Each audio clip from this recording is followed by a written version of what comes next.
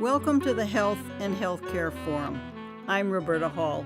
Our series on health and health care features conversations about diverse health concerns. I enjoy these conversations, and I hope you do too. Comments can be addressed to me at rhall@oregonstate.edu. For today's two-part program on health, organic farming, and actions to restrict genetically modified organisms, GMOs, in this case seeds, in Benton County, Oregon, I spoke to an organic farmer and author on the porch at his home. His farm lies between the cities of Corvallis and Philomath in Benton County, Oregon, so if you think you hear an occasional phrase of lovely bird song or a less pleasant noise like the muffled roar of an airplane or a passing truck, that's understandable. Our conversation was so engaging that I didn't notice these at the time. The No GMOs ordinance being discussed here is one of a number of rights issues that are spreading around the country. This program will give background on these and other rights-based ordinances. My guest today is Harry MacCormack. We're going to be talking about several things. Organic farming, of course, because he's been doing that for a very long time. But in Benton County, there's a move on to get genetically modified organisms off the table. So we'll talk about that. Well, welcome, Harry. Thank you.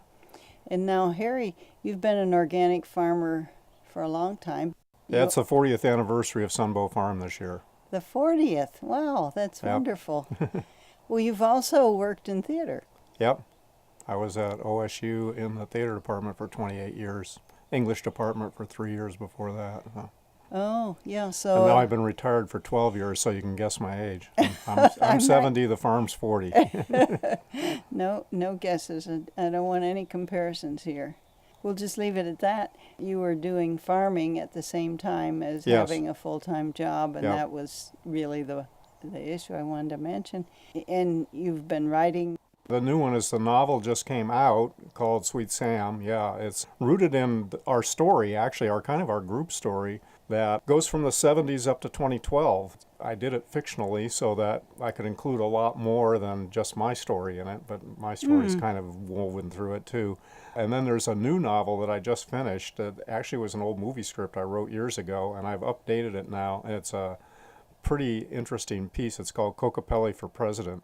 Oh my! And we've got it electronically ready. If anybody wants it electronically, we're going to have it ready that way. I can't afford to do the editing, publishing part right now with it, but it is out there, and it actually could become a campaign if anybody's interested, because it's dealing with the same stuff we're dealing with in this rights issue.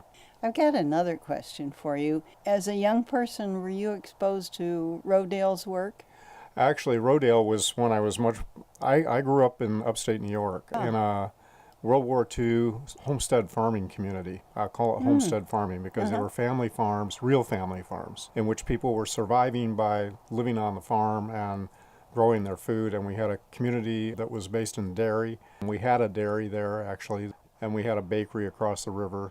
All that went away in the early 50s before we moved to California. My dad was one of the early IBMers, and another person that worked full-time doing something, and we farmed. Even my grandfather, who was known as a truck farmer in Oneonta, New York, actually had to make his living at the railroad. Oh. So this whole thing of the small family farm is a myth that's been carried on with Old McDonald's. I actually wrote a play about that. And since pretty much the 20s, most family farms have relied on an off-farm income. So it's a combination. Yeah. And that now is USDA statistical information, but it wasn't until just a few years ago. Yeah, I guess that's in my background because my father-in-law had been a mailman, but he served on railroads. He was a mail sorter, and he was quite an older man. He was 50 or so when my husband was born, and father served in World War I actually as a mailman. And then he was on the road 4 days or something, and then home 4 days, and that's when he did the farming part. Pretty much the history of how most family farms in this country really ran. Like Mr. Moppert up the road from us was a school bus driver. Somebody else was a welder. The whole community had all these things going on, but everybody was growing food. Yeah. And it was right. required. I mean, during World War II, a lot of younger people listening to this won't maybe know this, but during World War II, we had gas rationing and food rationing. So most of the food was being grown locally of necessity. And we're rapidly coming to that again. So that's part of the reason for this ordinance, too. Yeah, and it's sort of happening here. Well, I'll just mention in another little part of that history. Let's see, my mother-in-law, when I first visited at the place that she lived, she had copies of organic farming going way, way back. Yeah. A.I. Rodale Yeah. and Eve Bellafour were the two people that it actually started in England and brought it to the U.S. And the early Rodale stuff we read out here when we were doing the Back to the Land movement in the early 70s. And we almost immediately realized that we were living in such a different climate here in the Maritime Northwest that most of what they were saying didn't make any sense. And that's the whole reason that we brought together the first conference in Arlington, Washington, which morphed into Regional Tilth, which is the whole history of tilth in the Northwest, which in 1984 became Oregon Tilth, and then we can talk about what's going on with that now if you want to, but that's another whole story. Yeah. Well, that's really interesting, yeah, because the Rodales were in Pennsylvania, Yeah, and of course they have the harsh winters, and yep. That's And what I very- grew up in, in upstate New York. Yeah. So out here we have this maritime climate where we can grow 273 crops 9 months a year if we Yeah. figure out how to do it, and we have. Yeah. So we've got really good growers that know how to do this stuff, and we have a food system that we've built here in the Willamette Valley that can sustain this valley. If people would just buy from only this valley, they could sustain themselves, yes, so even in an urban situation. so you bought this property way back in 71 the 70s. I bought it, yeah. 71. Yeah, and is it the same size, or has Yeah, it grown same or size, shrunk? 15 Same- acres. 15 acres, Yeah. wow. Been kind of an experimental farm. At one point, we were doing 3 to 5 farmers markets a week. Now we don't. We just have this list we send out once a week with everything that we have. Scaled back. I'm pretty much doing it by myself with some volunteers that volunteer and get food and come out and work with me. But Yeah. so it's scaled way back. But Interesting, yeah. Bean and Grain Project started here, which is Oh. a big part of our local food system, and the reason that we can have nice things like the 100-mile nature baked bread, that all the grain is grown right here at Stallford Farm, and the honey is even from the bees on their farm. So What farm is that? Stallford, which is across Stallford. the river on Tangent Drive, if you Oh. take McClellan.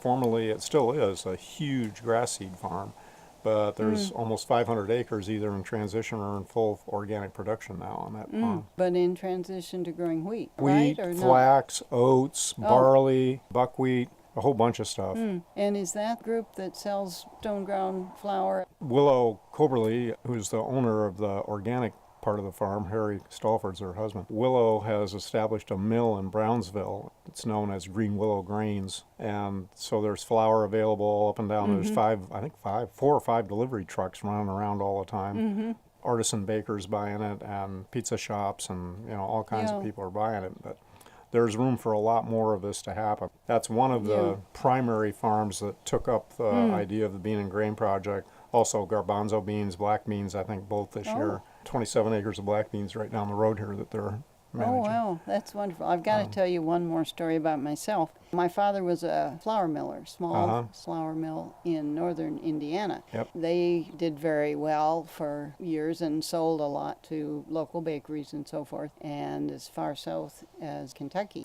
Flour sacks and everything that Yep. people liked. But they were basically run out of business. They began in the, would have been probably the 60s, to be treated by the government like the really big ones, Yep. And they continued into the 70s. He was old enough to retire, but it was auctioned off. Yeah.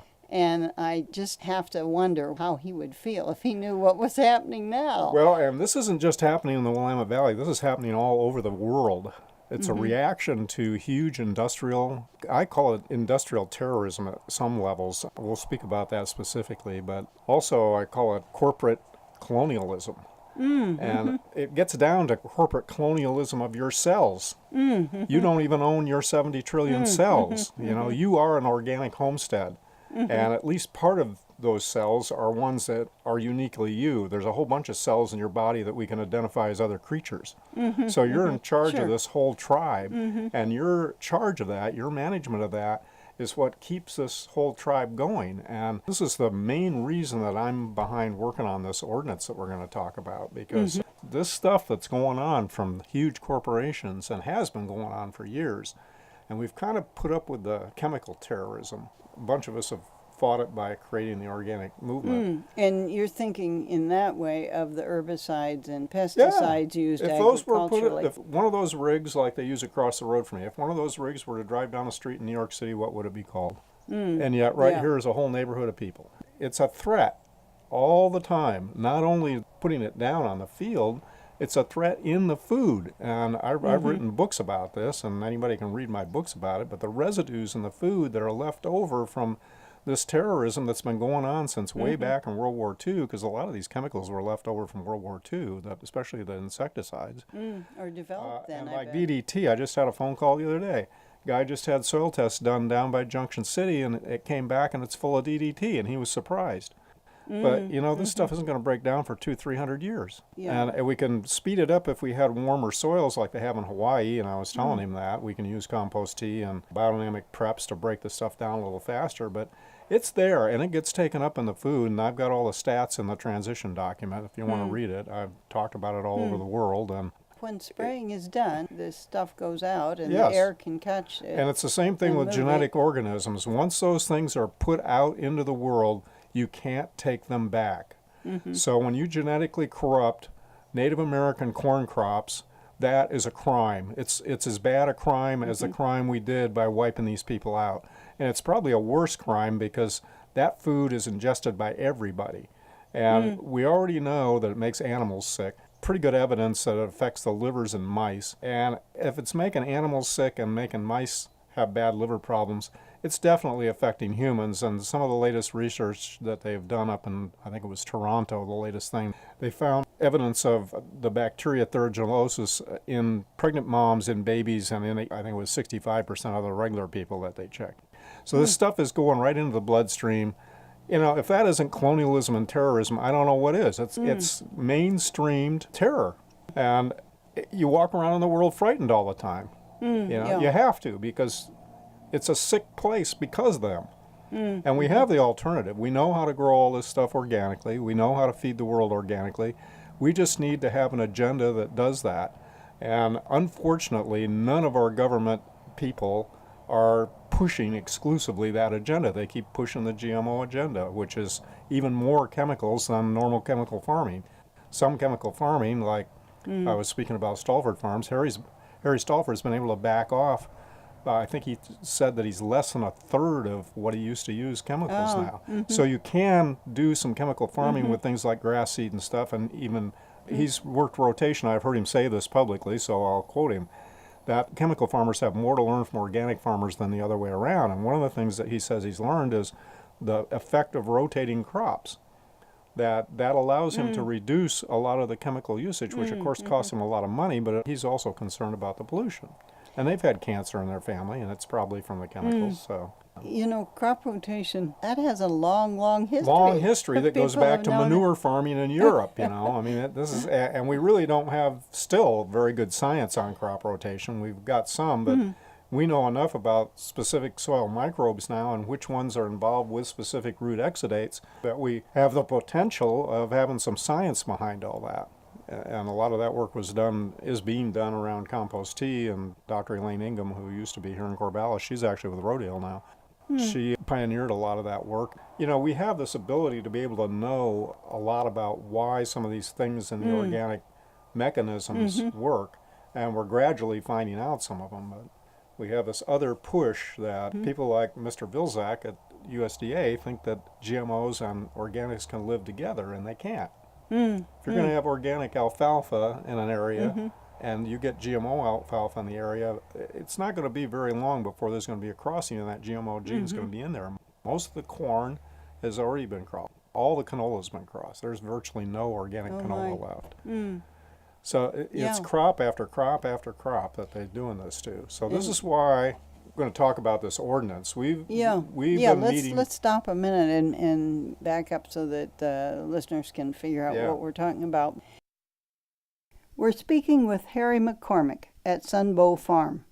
To learn more about the farm and the bean and grain project that Harry refers to, go to his website, www.sunbowfarm.org. The group sponsoring the ordinance that he talks about is the Benton County Community Rights Coalition.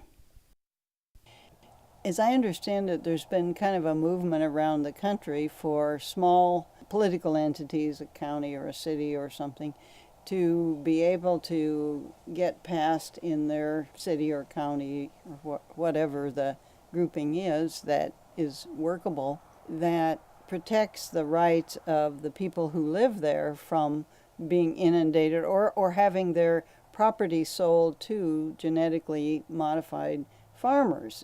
Farmers. Sorry, I don't mean that the farmers are genetically modified, but to farmers. They may be, actually. farmers we all who, may be. To farmers who either have to or forced to or do buy seeds from groups like Monsanto and so forth that pretend that they own those properties, the seeds themselves, and try to charge everybody big buck for using them, even if they don't use them intentionally. I mean, there's a lot of stuff going on with that. But anyway, these local groups have had some success in protecting their own little area from that kind of farming. And that's the committee that you're working with here in Benton County. Basically, these rights groups have been formed back east. In Pennsylvania is where most of it is. There's 140 of these county actions that have taken place that have been successful, and very few of them have been challenged. Most of them are around fracking. Oh boy, that's a big one. And that is got a whole issue to do with air quality and water quality, of course. And the biggest group that brought one of these cases and did it as a rights-based was the city of Pittsburgh around fracking. Oh, good. So there has also been some cases brought around industrial farming. Somebody wanting to bring a huge industrial pig operation to an area is pretty typical. Huge chicken operation. But around GMO pollution, there may be some action around this, but I think we're the first county to actually have to deal with this. And the reason is that Benton County and Lynn County is the seat of the beet seed industry's seed in this country. And about something close to 100% of the seed is grown here. It's 96 or 97%. It doesn't really matter. Goodness. Almost all that seed is genetically modified. Oh. And it's been here in this county and in our adjoining counties for, I think we're getting on to 9 years now. Just last year we had a genetically modified seed crop right down the road from us. So what this does to people that are trying to grow organic seed for vegetables like beets and chard specifically, anything that's related to a crop that is genetically modified, it makes it possible that pollination can cross, or that birds can bring seed over and drop them in our fields, or that rats can, or that trucks going by can blow the stuff into our fields. And the history has been with Monsanto specifically, but Bayer and Syngenta too, that if those genes are found on your property, they then claim that they own your crops. And that you've done it illegally and you're in court, and the whole but that's the whole case with canola with Percy Smyser up in Canada. That's the famous case. Oh my goodness. But it's happened in Europe, it's happened in Mexico. The Mexican corn farmers just sued Monsanto and won. But we'll see how long that stands. Basically what's happened is that when we bring lawsuit, which we did, Frank Morton down the road here is party to a lawsuit that has a number of people in it. And it's been in court now for, I think we're getting to be about 1.5 years. And the last time that a woman judge said anything in court to the organic side, she basically said, you people don't have any standing. Well, here we are living with this GMO threat all around us. Frank's seed sales for beets and chard are affected. I can't really grow, I grow my beet seed inside a greenhouse. I want to grow my own beet seed, you know. I don't really sell seed, but it's just this presence. And what's the real threat is there are GMO test plots of wheat here on the valley floor now. Oh. because of university researchers over here. And if that stuff ends up being a major crop out here in the valley, these guys, not even the organic people, but the guys that have all this white wheat that gets shipped to Korea and Japan, Korea and Japan do not want GMOs. They've been very, they may Vocal. eventually get forced into it by the courts, but they don't want it. So this is colonialism and terrorism that we're talking about here. This is forcing people to do what they as a country don't want to do. And they don't want it in their system, and we're in the belly of the monster here forcing this. And the same thing's true with the farmers here in this valley that currently sell into those markets. When a load goes over there, it gets checked for GMOs. Oh, sure. Same thing's true with the corn that's grown by, say, Stallbush Island Foods. The corn that goes over there gets checked for GMOs. So there's a bunch of people on the earth that have made the decision that they don't want this stuff. And yet we live in a system that forces it. So when By we get in protecting court, the the corporation. regulatory system has not been kind to us. And when we get in international courts, the regulatory system has not been kind. They keep finding that these big corporations, and Monsanto's the one that gets mentioned the most, but Berenson, Jensen, and a couple others are in there too. These guys run roughshod over the people of the world and the people of this valley. And they get away with it time and time again. So the only thing that's been able to slow down this kind of surge by huge corporations, and fracking's another one, is to do ordinances that establish people's rights. And the one that we're doing is establishing people's rights to a sustainable food system and seed heritage. That means open pollinated seed that's been passed on generation to generation and isn't messed up. So that's why we wrote this ordinance, was to establish the rights to a sustainable food system and to seed heritage. And in order to do that, we had to establish rights for not just people, but rights for seeds, rights for plants, rights for waterways.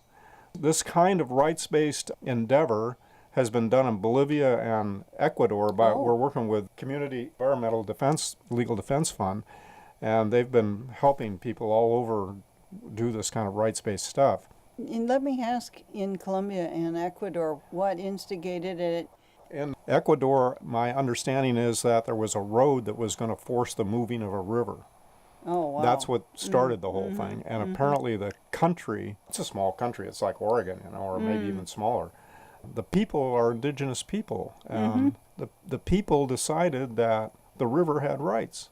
Same thing's happening in Spokane right now around a water issue with the river. The river has rights. When we put these rights things together, it's not just we the people. The people, when we're sitting in ceremony with indigenous peoples, we the people is the rocks, the rivers, the air, the animals. Great. They all have rights, Interesting. just as much as we do. And in fact, probably more than we do when you gang it all up against humans who make stupid decisions. So we're trying to establish this at a local county level as part of an ordinance. This is the only chance we have to counter this colonialism, you know. If we can get people to understand that they have no rights when they get in court with these corporations unless they do something like this. And hence the legal standing. Our county constitution, our state constitution, and our federal constitution all give us rights. But starting back, everybody knows about the populist movement. That was a reaction to corporations taking rights and making corporations people back in the 1880s and 1890s. That was the first big reaction. I've heard it said that there was probably something like 3,000 meetings a night going on across the country trying to confront that. It's written right into the Homestead Act that corporations don't have the rights to come in and take you over, you know, so that's why I talk about ourselves as organic homesteads. We just need to stand up, not just as we the people, but we, all of us that are being affected, and that includes the heritage that we've gotten here as a biological heritage. It includes the microbes in the soil, it includes the rivers, it includes the rain, you know, and this is the only chance we've got, and it's going to be a long, long haul, and it's actually a complete paradigm shift. Because, you know, the U.S. Constitution was put together by white men who owned property. And you're a woman sitting here, you didn't have any rights at all in that Constitution until the amendment came that allowed you to vote. But that was a lot of work. This is the same kind of situation that we're in. that Constitution has been manipulated by these corporations for over 100 years now.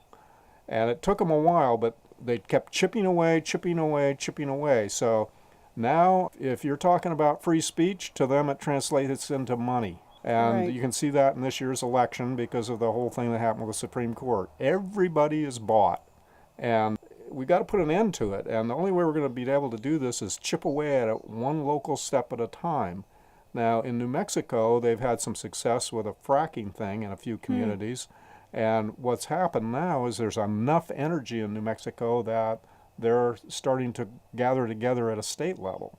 Oh, and And on a- the fracking issue? Well, it doesn't Again, matter or- which issue yeah, we take on yeah. because the control's the same. You know, fracking's one, GMOs is another, shipping of coal is another. We have coal Yeah. thing going on in Bellingham and Eugene. We're about to have Yeah. coal coming through here. In the second part of the program, Harry will give more background on the Bean and Grain Project and will read core elements in the No GMOs ordinance being proposed.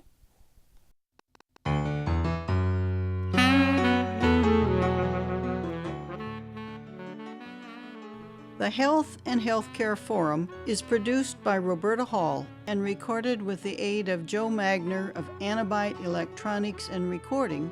Theme music was composed by Laurie Childers and played by Laurie Childers and Kent White.